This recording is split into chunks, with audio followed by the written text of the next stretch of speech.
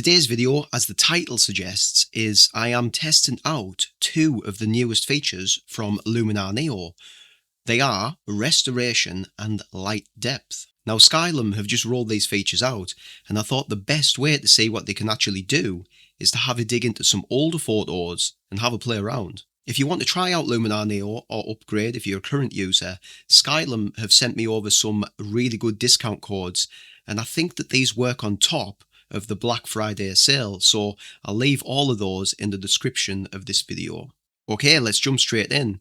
I've got Luminar Neo open now, and the first update we're going to take a look at is the Restoration tool. Now this tool is supposed to help revive older photos and lower quality images by fixing noise, clearing up details and removing some of the compression, the artifacts, that sort of thing. Now I'm going to do something a little bit different here.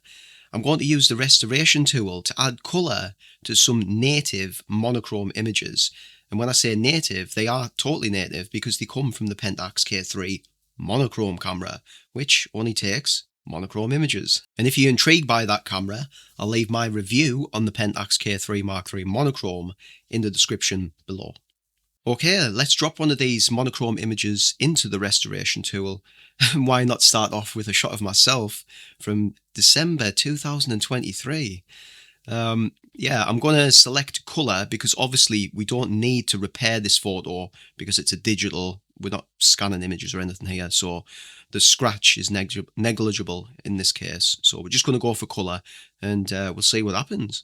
On a side note, I will be testing the Restoration tool out for images that are scanned, like old photos that need to have the scratches repaired and stuff like that. I just don't have any to hand at the moment.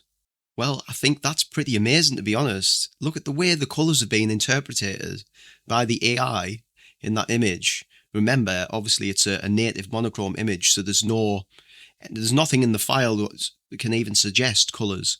So that's totally the tool.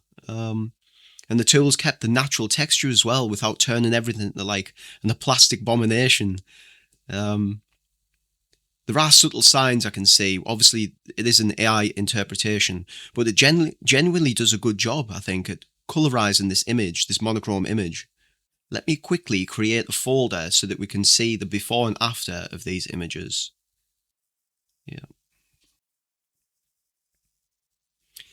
Yeah, I mean, you can see there is some weird AI artifacts, but I think overall, this has worked out pretty well, to be fair. And of course, the Restoration tool is going to get refined over time when we receive new updates as Luminar Neo goes forward, which is, it's good to know. Okay, I want to see what it does with these two images I took of a veteran soldier paying his respects on Armistice Day in 2023 again.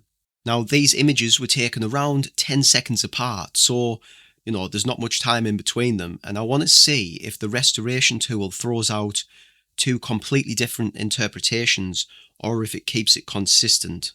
Well, again, it's done a nice job there, but I would like to see an option, I think, to control the consistency of the Restoration tool and what it generates so that you have some, obviously, control over that.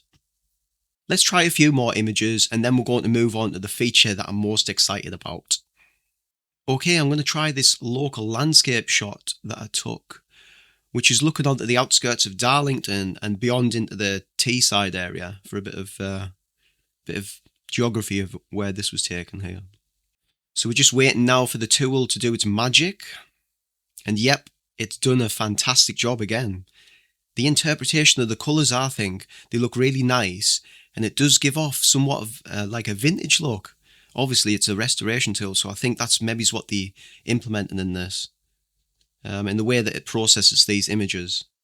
Now, I know I said I didn't have any scanned images to hand, but I've just thought of something, and it is a little bit unorthodox, but bear with me.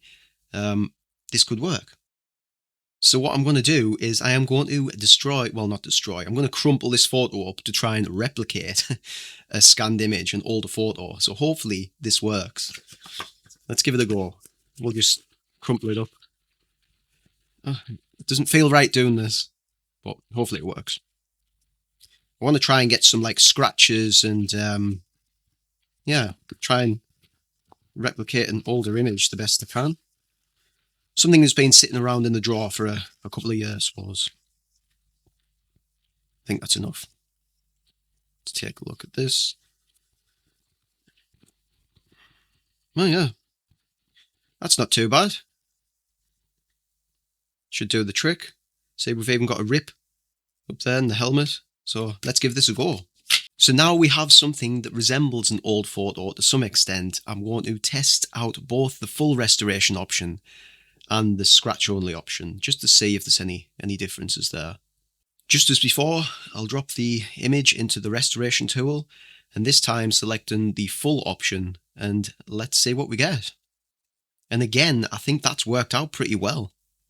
Now I'll quickly redo that, but this time selecting the scratch option.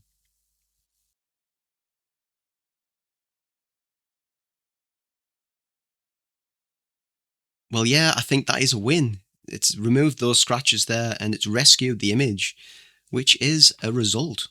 So now we're going to take a look at the feature I was most excited about, the light depth tool. So I believe that this tool is meant to add dimension to the photo by how the light interacts with the subject, the foreground and the background. It's sort of like a digital atmosphere control, if you want to think of it that way.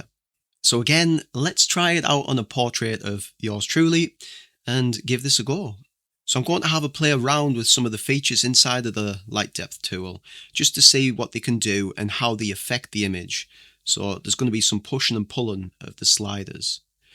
So first off, I'll increase the intensity so that I can see exactly which part of the image is being affected here. Now that's pretty crazy. Look at that. When I move the slider up and down, you can see like a 3D map of the image. And that's been created in real time. It's pretty awesome. So I'll try and increase the radius to see how that works.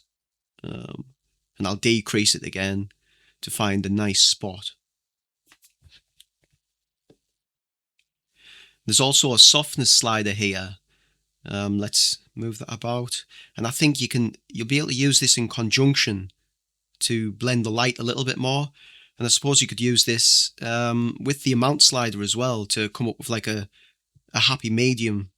It's just playing around with the tool, I suppose, until you find out how it works. You can add some warmth to the area that the light is affecting, or go the other way and cool it down. We'll take a look at the advanced options here, and you can do the same there. You can increase or decrease the sliders and add warmth or cool the image down in the foreground or the background. Yeah, that's literally going to help create a sense of depth to the image. So let me toggle between the before and after. Well, I mean, that does exactly what it says on the tin. It adds so much depth to the image. It gives it like a nice pop, like almost a 3D pop. Let's test the tool on a landscape image. I think this is where it could shine. Now, I'll be the first to admit that I am not a landscape photographer. However, I do like to take the camera out with me when me and my wife have a trip out somewhere. And the shot that you're looking at now actually came about in such a way. This shot was taken at Keswick in July of 2021. So personally, I think this is where the light depth tool is quite literally going to shine. So let's have a push and pull of these sliders, these adjustments, and see what we can get, again, in a very short period of time. So as you can see, we've made some nice subtle changes to the image, but I do think that we can make this pop a little bit more. So I'm going to double down on the light depth tool, and I'm going to use a mask to get even more precise with where the effect is being applied to this image here. So yeah, I think the result of that is for the amount of time that you spent, or you just watched the amount of time that I've spent editing that there to get that result, is it is a bit of a game changer. I think this really is going to be a game changer for landscape photographers, especially. I honestly think that both of these tools have practical use cases, and I can definitely see myself using the light depth tool all the time to give images that pop, that 3D look. Now, obviously, you're going to have to restrain yourself somewhat into going up and down with that slider too much, but you've seen how quick and easy the tool is to use, and yeah, it's surprised me, and I'm going to be including this in my workflow going forward, 100%. As I mentioned earlier, Skylum have sent over some really good discount codes, and those are for both new and existing users of Luminar Neo. I'll link those in the description and pin them in the comments section. These are affiliate links, so I will receive a small commission on purchases, but this will come at no extra cost to yourself. Now I'll sign off by asking you, which of these tools are you most excited about, restoration or light depth? And which of these tools, or both, could you see yourself using in your workflow? Thanks for watching this one, and I'll see you in the next one.